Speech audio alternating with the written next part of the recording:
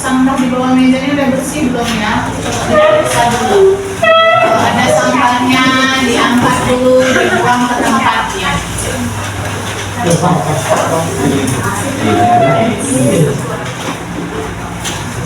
Sudah aman? Aman, Bu. Oke, ketua kelas silakan pimpin doanya.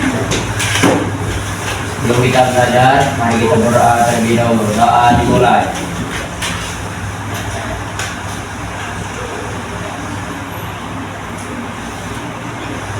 Doa selesai. Sekretaris, hari ini ada yang nggak datang? Ada Bu, ada 2 orang, si Fakir sama si Yara.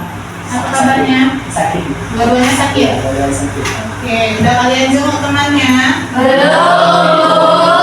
Udah berapa hari nggak datang bukannya? Tiara 3. Sudah 3 hari, udah bisa kalian jenguk ya, biar makin sehat kalian. Fatir baru hari ini? Iya. Mudah-mudahan besok Bang Fatir sudah bisa bergabung dengan kita ya. Amin.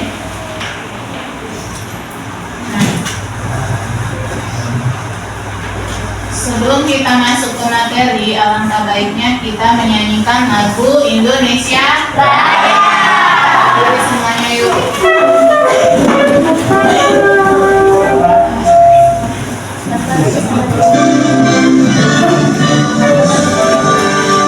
Indonesia tanah airku, tanah tumpah darahku.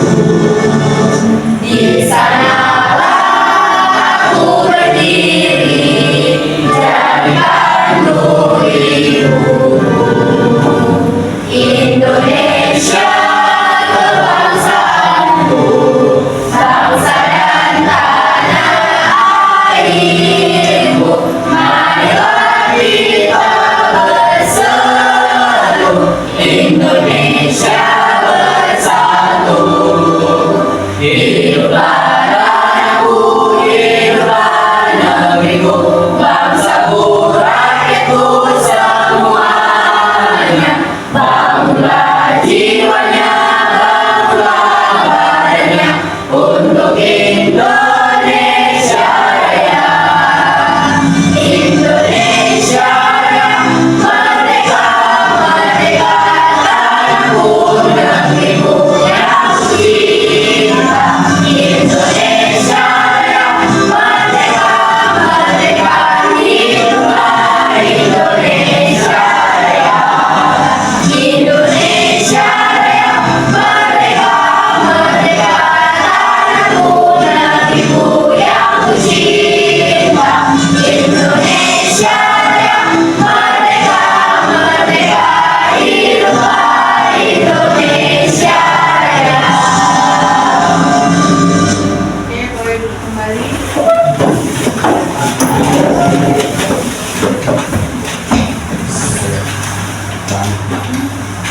Nah, hari ini materi kita adalah memahami konsep dasar hukum dan norma. Kira-kira apa itu hukum? Aturan yang berlaku.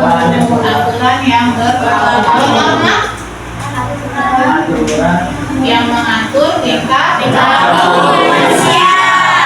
Oke, sudah sedikit paham ya. Sebelumnya, yuk coba kita tutup dulu matanya. Mari kita pejamkan mata. Bayangkan kalau tidak ada hukum atau norma yang berlaku dalam kehidupan masyarakat, apa yang bakal terjadi? Ayo renungkan, tutup matanya.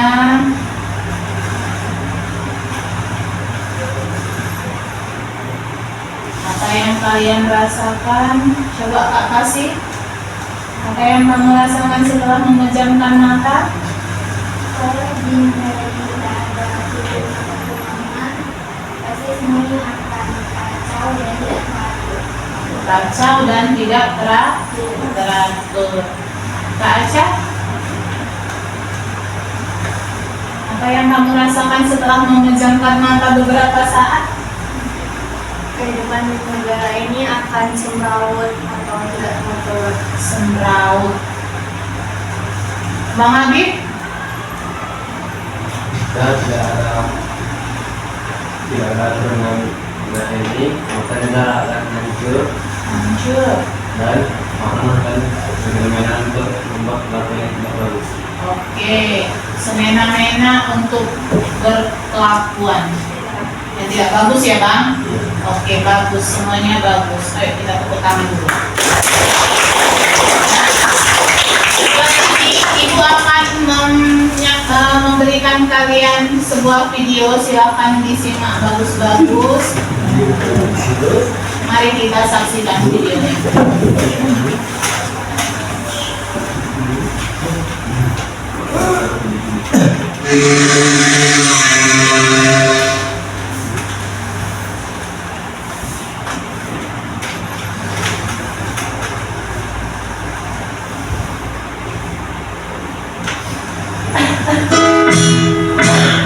Bu, ibu sama bapak mau keluar dulu ya. Kamu jangan kemana-mana, di rumah. Iya bu, aman aja bu.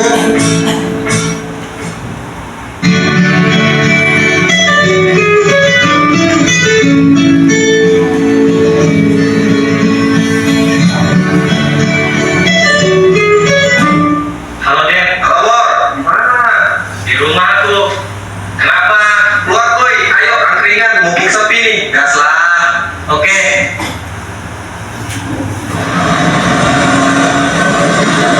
Astaga, ada polisi lagi. Dek, tunggu dulu. Sini. Makan helmmu. Di rumah pak. Kenapa gak pakai helm? Dekat aja kok tempatnya pak. Walaupun rumahnya jauh maupun dekat, kamu harus memakai helm supaya tidak terjadi hal yang tidak diinginkan. Iya pak. Terus makan surat-suratmu. Bukunya pak. Jadi kita sebagai warga negara yang baik sudah seharusnya mematuhi peraturan yang ada di Indonesia. Oke? Untuk para pengendara motor diwajibkan untuk selalu membawa kelengkapan surat-surat yang sudah ditentukan oleh hukum di negara ini. Dan jangan lupa memakai helm pada saat berkendara. Oke? Oke. Coba angkat tangan dulu, siapa yang pernah melakukan hal yang seperti di video tadi? Ayo, kejujurannya. Nah, kira-kira apa kesalahan yang kalian buat? Yang kedua, surat-suratnya. Kira-kira surat-surat itu peraturannya di umur berapa ya kalau kita dapat? 17 tahun ke atas Bu. Udah tahu salahnya kan? Tahu. Sudah. Tadi di video awalnya orang tuanya menyuruh anaknya untuk tetap di rumah. Tapi ternyata begitu orang tuanya pergi, si anak pun ikut pergi. Berarti dia tidak mematuhi perintah orang tuanya. Ada yang seperti itu? Ada. Ya kan? Nah, tujuan pembelajaran kita hari ini yang pertama itu, kalau misalnya kalian bisa lihat ke slide-nya, setelah kalian belajar hari ini, maka kalian akan dapat mengidentifikasi definisi dan perbedaan antara hukum dan norma, baik itu norma agama, norma kesusilaan, norma kesopanan, norma adat, dengan tepat berdasarkan contoh kasus nyata. Yang kedua, menganalisis fungsi dan tujuan adanya hukum dan norma dalam kehidupan bermasyarakat, berbangsa, dan bernegara secara kritis. Nah, yang terakhir, menjelaskan jenis-jenis sanksi pelanggaran hukum dan norma serta dampaknya terhadap individu dan masyarakat secara mandiri. Jadi inilah tujuan pembelajaran kita hari ini. Nah, kita akan masuk ke tugas hari ini. Ibu akan membagi kalian menjadi 4 kelompok yang sudah terbentuk. Lalu ibu akan memberikan judul ataupun contoh kasus masing-masing. Setelah nanti kalian dapatkan judulnya, yang pertama harus kalian kerjakan adalah analisis terlebih dahulu. Dia mau masuk ke norma yang mana? Apakah norma agama, norma kesusilaan, norma kesopanan, atau norma hukum? Atau bisa jadi masuk hanya ke beberapa dari norma tersebut aja. Silakan kalian analisis terlebih dahulu. Setelah kalian analisis, baru kalian kaitkan dengan fungsi norma yang ada. Jadi fungsi norma itu kalian kaitkan dengan kasus yang kalian terima. Nah, yang ketiga, setelah kalian mencari fungsi dari norma tersebut dan mengkaitkannya, maka kalian pikirkan dampaknya terhadap pelanggaran tersebut apa? Apa dampak yang kita dapatkan setelah melakukan pelanggaran tersebut? Nah, yang terakhir, silahkan kalian rumuskan sanksi yang sesuai dengan pelanggaran tersebut. Paham? Nah, kelompok 1, judulnya silahkan kalian angkat kasusnya tentang memotong antrian. Kelompok 1 ya. Yang kelompok 2, berbohong tentang biaya pengeluaran. Yang kelompok 3, korupsi. Dan yang kelompok 4, perdagangan manusia. Itulah kasus yang harus kalian diskusikan. Bisa kita mulai diskusinya? Oke, silahkan dimulai.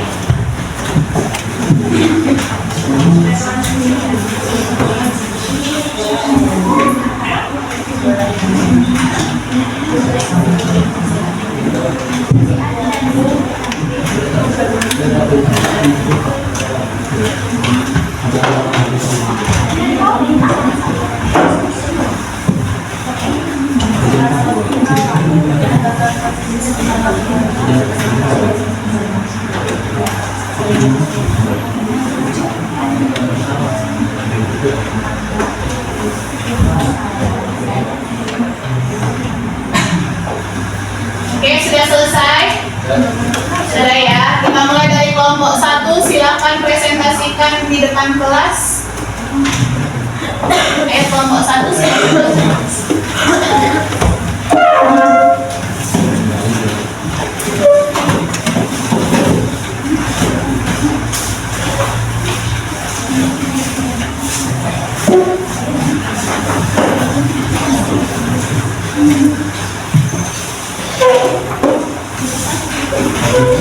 Assalamualaikum warahmatullahi wabarakatuh. Waalaikumsalam warahmatullahi wabarakatuh. Kami dari kelompok 1 ingin mempresentasikan hasil diskusi kami yang akan dibacakan oleh Cinta. Pertama ada analisis. Analisis kami itu tentang kasus memotong antrian. Untuk memotong antrian, kasus ini tidak masuk ke norma agama dan dia masuk ke norma susila karena berkaitan tentang tata krama.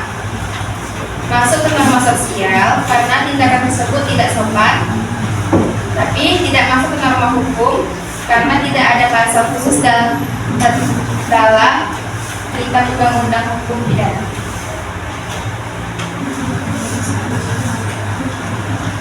Selanjutnya itu ada fungsi norma. Fungsi norma itu ada dua. Yang pertama itu fungsi norma sosial. Fungsi norma sosial adalah untuk menjadi pedoman berperilaku, menciptakan ketertiban dan keadilan serta menjaga keharmonisan dalam masyarakat. Dan yang kedua itu ada norma susila. Norma susila adalah untuk menciptakan keharmonisan dan budi pekerti yang baik seperti kejujuran, rasa hormat, dan saling menghargai. Yang ketiga itu dampak memotong antrian. Dampak bagi individu yang mengantri, tidak nyamanan dan perasaan bersalah. Orang yang mengantri dengan tertib akan merasa dirugikan. Yang kedua, emosi negatif. Kalau ini dapat memicu emosi negatif seperti stres, frustasi, dan kemarahan pada orang-orang yang antriannya sodor. Yang kedua, dampak sosial delikah. Menciptakan konflik sosial, mencerminkan sifat egois, dan menunjukkan etika dalam komunikasi. Yang keempat ada sanksi sosial, teguran lisan tegas, penerapan pulang antrian, dan memicu rasa bersalah dan penyesalan, penurunan reputasi sosial, dan penolakan atau penundaan layanan. Oke, jadi berarti dari apa tadi? Kasus kalian memotong antrian ya. diangkat dua norma yang terkait. Yang pertama itu norma susila dan yang kedua norma sosial. Oke, beri tepuk tangan untuk kelompok 1. Kita lanjutkan ke kelompok 2.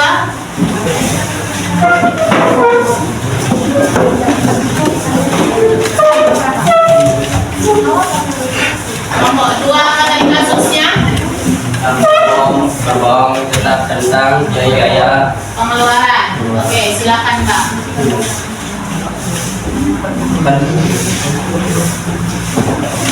Assalamualaikum warahmatullahi wabarakatuh. Waalaikumsalam warahmatullahi wabarakatuh.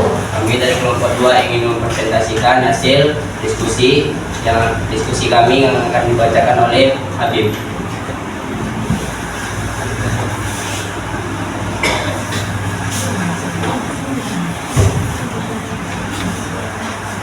Pertama, analisis berbohong tentang biaya pengeluaran. Ini termasuk semua dalam analisis norma agama, norma susila dan hukum, dan norma kesopanan. Pertama, norma analisis norma agama, perintah Tuhan untuk berlaku jujur dan tidak menipu. Yang kedua, norma susila, suara hati nurani. Yang ketiga, norma kesopanan, etika dan rasa hormat terhadap orang lain. Yang keempat, asusila norma hukum, kejujuran dan keterbukaan dalam laporan keuangan pasal 3 sampai 378 KUHP atau penipuan. Barang siapa yang Fungsi dari norma agama itu membimbing manusia agar bersikap jujur dan bertanggung jawab sesuai ajaran agama. Terus fungsi norma susila untuk mengendalikan perilaku seseorang berbuat jujur, adil dan tidak menipu orang lain. Norma kesopanan fungsinya sebagai pedoman agar manusia tidak melakukan hal yang merugikan orang lain. Dan norma hukum fungsinya untuk mengatur dan menegakkan keadilan agar tidak terjadi kecurangan atau kerugian bagi pihak lain. Dampak yang disebabkan oleh berbohong tentang biaya pengeluaran. Pertama, norma agama. Hal itu berdosa karena tidak jujur. Lalu norma susila menilainya sebagai perbuatan tidak bermoral. Tiga, norma kesopanan, menganggapnya tidak pantas dan bisa membuat orang lain tidak percaya. Dan terakhir, norma hukum, bisa dikenai sanksi karena termasuk penipuan atau penggelapan. Merumuskan sanksi yang sesuai pada berbohong tentang biaya pengeluaran. 1. Sanksi norma agama. Sanksinya yaitu dosa atau hukuman di akhirat. 2. Sanksi norma kasus kesusilaan, itu perasaan bersalah.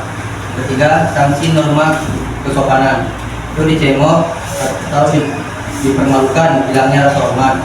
4. Sanksi norma hukum, yaitu denda, ganti rugi, bahkan dipenjara. Baik, sekian hasil presentasi kami. Kami tutup. Assalamualaikum warahmatullahi wabarakatuh. Waalaikumsalam warahmatullahi wabarakatuh. Oke, berarti menurut kelompok 2, 4 norma terkait ya dengan kasus yang kalian angkat. Oke, silakan dulu Bang. Next, kelompok 3, silakan maju. Apa judulnya mereka? Korupsi, wow. Ini kasus yang menghukum ini ya. Korupsi. Ayo silakan. Assalamualaikum warahmatullahi wabarakatuh. Waalaikumsalam warahmatullahi wabarakatuh. Kami dari kelompok 3 ingin mempresentasikan hasil diskusi kami mengenai tentang korupsi yang sering terjadi di Indonesia. 1. Analisis mengenai kasus korupsi terhadap setiap norma. 1. Norma agama, melanggar perintah agama untuk jujur dan tidak mengambil hak orang lain. Yang kedua, norma kesusilaan, merusak integritas pribadi dan kepercayaan publik. 3. Norma kesopanan, tidak sopan karena mengambil hak orang lain dan merusak tatanan masyarakat. 4. Norma hukum, melanggar hukum tindakan pidana korupsi dengan sanksi penjara dan denda. Yang kedua ada fungsi norma agama dalam korupsi. Itu menanamkan nilai kejujuran dan amanah. Fungsi norma susila dalam korupsi yaitu menolak penyalahgunaan jabatan dan bertindak adil dan bertanggung jawab.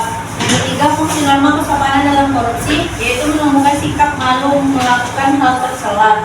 Yang keempat, fungsi norma hukum dalam korupsi yaitu mencegah terjadinya tindakan korupsi dan memastikan bahwa pelaku korupsi mendapat hukuman yang setimpal. Dampaknya terhadap ekonomi menyebabkan kerugian keuangan negara karena uang rakyat disalahgunakan. Terhadap pemerintahan yaitu menurunkan kepercayaan masyarakat kepada pemerintah.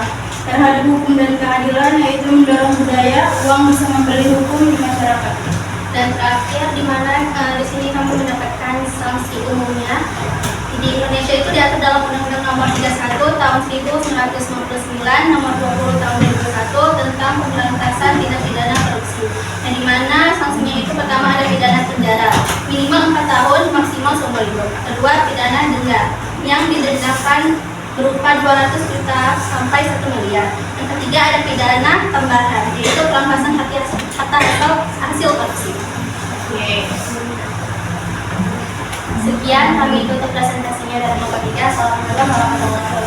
Waalaikumsalam warahmatullahi wabarakatuh. Jadi kasus korupsi ini berkaitan dengan berapa norma?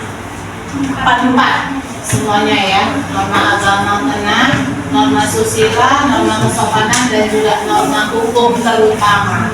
Ya kan? Oke, silakan duduk kelompok 3. Beri tepuk tangan untuk kelompok. Kelompok 4 silakan aja.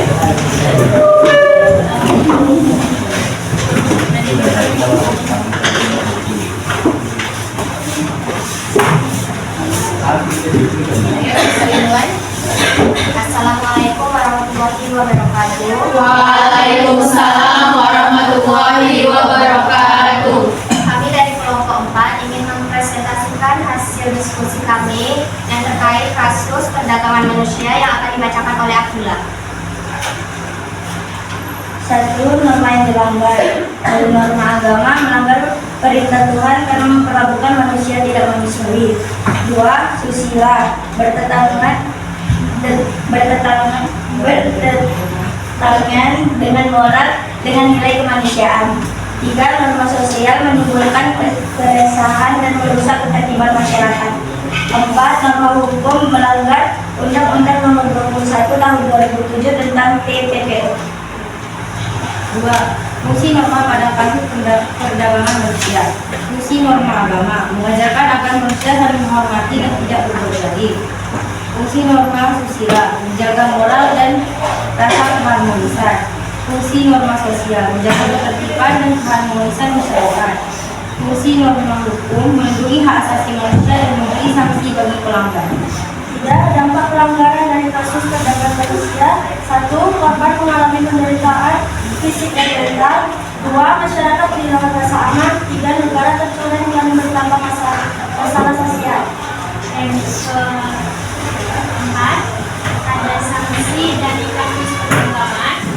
Sanksi dari agama itu berdosa besar. Sanksi susila dan sosial dikucilkan oleh masyarakat.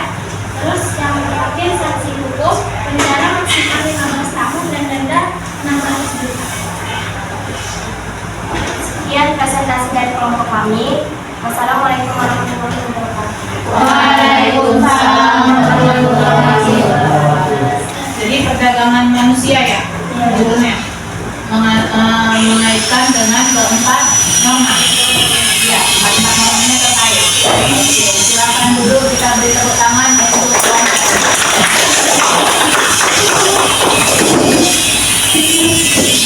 Oke, selanjutnya silakan ambil buku catatan kalian. Ambil buku catatannya.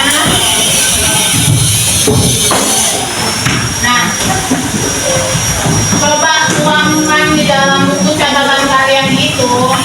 Setelah kita mempelajari tentang norma hari ini, apa yang kalian ambil atau pengertian apa yang telah kalian petik tentang hukum dan norma, ya. Jadi hukum itu apa pengertiannya, norma itu apa pengertiannya, tapi menurut bahasa kalian kalian sendiri. Jadi setelah kita belajar ini kalian paham apa itu definisi dari hukum dan apa itu definisi dari norma. Silakan tuliskan. Nah, yang kedua soalnya, setelah kalian mempelajari norma dan hukum hari ini, apakah pola pikir kalian berubah? Apakah ada yang merubah pola pikir kalian? Contoh yang awalnya kalian menganggap bahwa norma atau aturan itu hanya sebagai aturan yang harus ditaati. Tapi setelah kalian mempelajari materi kita hari ini, kalian bisa lebih dalam lagi mengenal antara hukum dan norma. Silakan kalian catat sesuai dengan bahasa kalian masing-masing.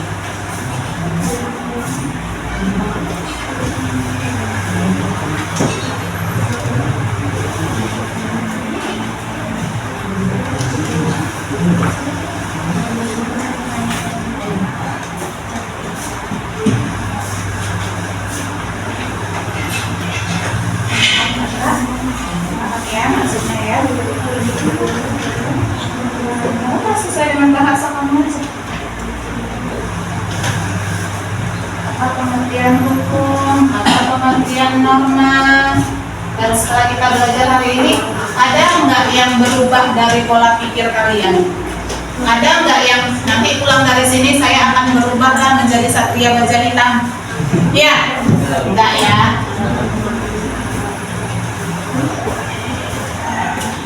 Oke, sudah. Coba Kak Renata sampaikan apa hasil yang kamu buat. Ini termasuk refleksi kita hari ini ya. Dari situ aja. Sebelumnya, melihat aturan hanya sebagai perintah yang harus diikuti untuk menghindari hukuman atau masalah, contohnya seperti sanksi tilang. Oke, terus setelah itu? Setelahnya, melihat aturan sebagai panduan perilaku yang bermanfaat untuk semua dan dapat menciptakan masyarakat yang hidup harmonis. Oke, jadi lebih luas dia ya. Kita lebih memikirkan ke masyarakat, bukan hanya untuk diri kita sendiri. Dengan adanya norma, dengan adanya hukum, maka kita akan membuat masyarakat yang tertib, masyarakat yang taat aturan. Silakan duduk kakak, beri tepuk tangan untuk Renata. Nah, jadi kesimpulan dari pelajaran kita hari ini yang harus kalian ingat, kata kuncinya itu biar kita gampang menghafalnya. Kalau kita berbicara tentang norma agama, ingatlah hukum yang berasal dari Tuhan. Nah, yang kedua, kalau kita berbicara tentang norma kesusilaan, berarti berdasarkan hati nurani. Hati nurani kita yang berbicara. Kalau norma kesopanan berarti mengatur tentang tingkah laku tata pergaulan kita di masyarakat, termasuk adat istiadat. Dan yang terakhir, norma hukum itu dibuat oleh negara. Jadi dia berbentuk peraturan perundang-undangan yang apabila dilanggar maka akan ada sanksi hukum sesuai dengan peraturan yang berlaku.